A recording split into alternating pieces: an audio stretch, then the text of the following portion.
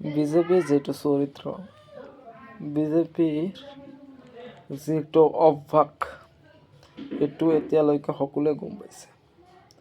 অসমৰ মানুহ এতিয়ালৈকে গম পাইছে নে নাই মই জনা নাই, কিন্তু মই যিখিনি বুজিছোঁ আৰু বুজি আছোঁ, বিজেপিৰ চৰকাৰ উত্তৰ প্ৰদেশত আছে। তাৰ যিবিলাক বাসিন্দা আছে তাতো বাংলাদেশী নাই, সিহঁতৰ ঘৰ ভাঙি পেলালে। দিল্লীততো বাংলাদেশী নাই, তাত মানুহৰ ঘৰ ভাঙি পেলালে।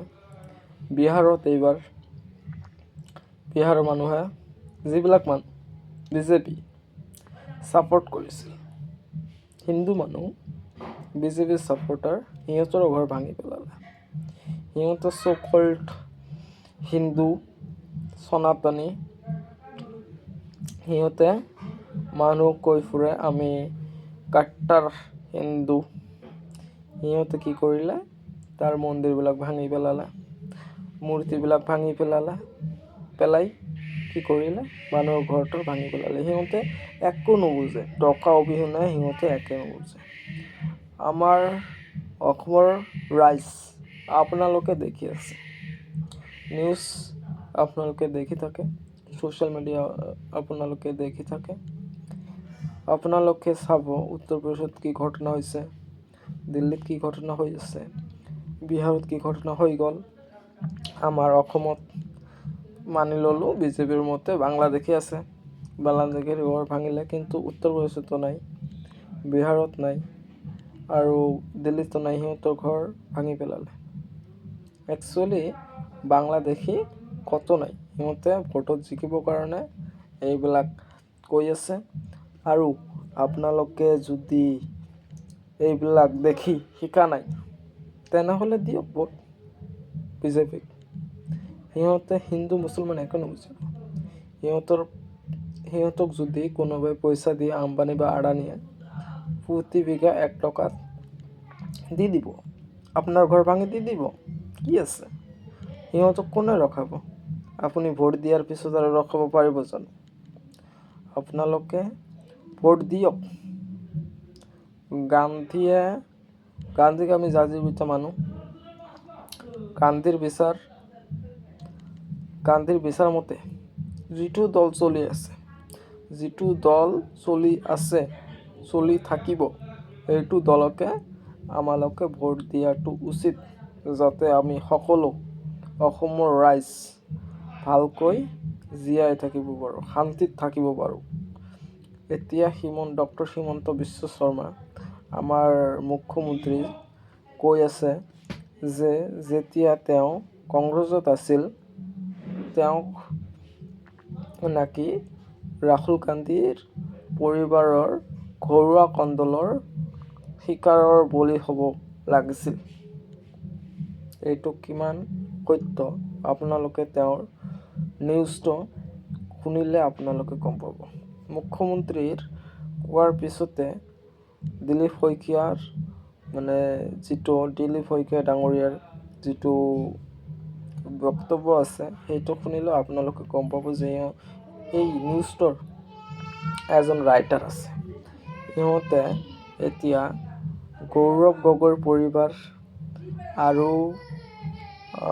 ৰাহুল গান্ধীৰ পৰিবাৰক টাৰ্গেট কৰি লৈছে যে এইবাৰ ৰাইজক আমি সিহঁতৰ পৰিবাৰক লৈ আমি মূৰ্খ বনাম। কিন্তু অসমৰ ৰাইজ ইমান মূৰ্খ নহয়, আপোনালোকে যিমান সহজ সৰলভাৱে ভাবিছে।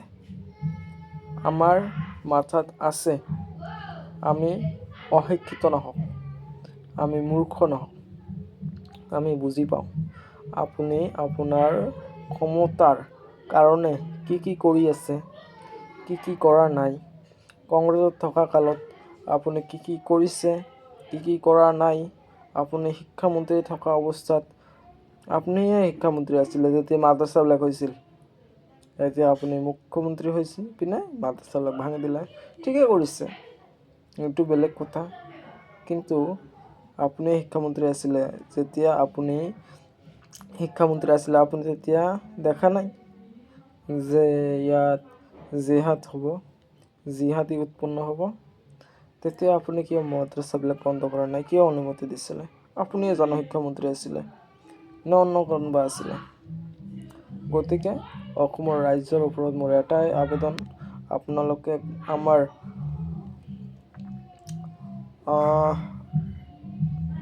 দেশটো চাওক।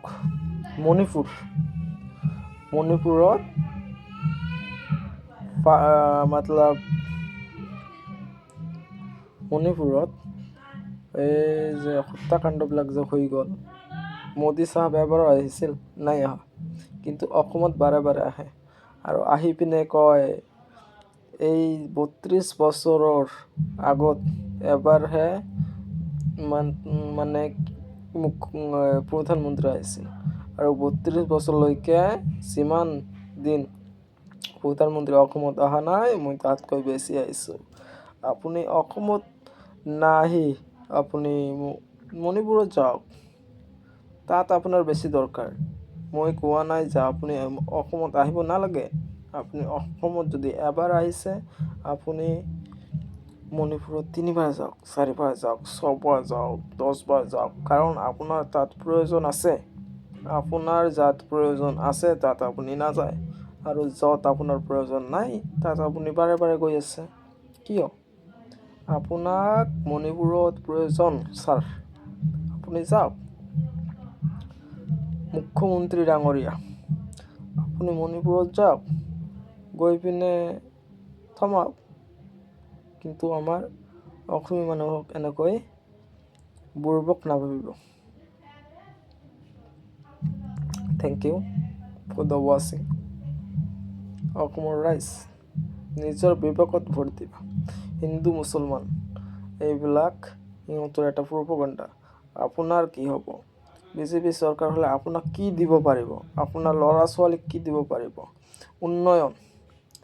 আৰু বিহাৰৰ নিচিনা নহ'ব যে ভোট দি বাহিৰা ৰাজ্যত যাব কাম কৰিবলৈ। আপুনি যদি ভোট দি যদি নিজৰ ৰাজ্যত থাকিব নোৱাৰে, কাম কৰিব নোৱাৰে, তেনেহ'লে এইটো চৰকাৰক ভোট দি কি লাভ? য'ত আপোনাৰ ঘৰ বাৰী চাৰি বেলেগত যাব লাগিব। মোৰ এটাই অনুৰোধ, আপোনালোকে নিজৰ ৰাজ্যত থাকক, ৰাজ্যত থাকি কাম কৰক, যাতে আপোনাৰ ৱাইফ, আপোনাৰ ছানছ, ডটাৰ্ছ আপোনাৰ লগত থাকে।